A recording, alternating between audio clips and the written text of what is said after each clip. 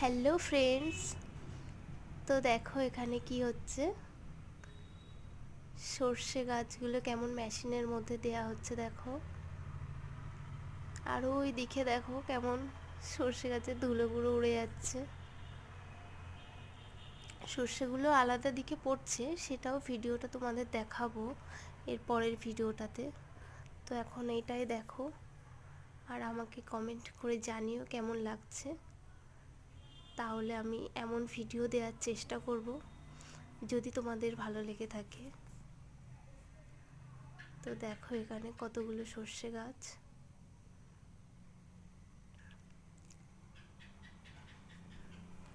যদি তোমাদের এই ভিডিওটা ভালো লেগে থাকে তাহলে একটা লাইক ও কমেন্টস করে দিও।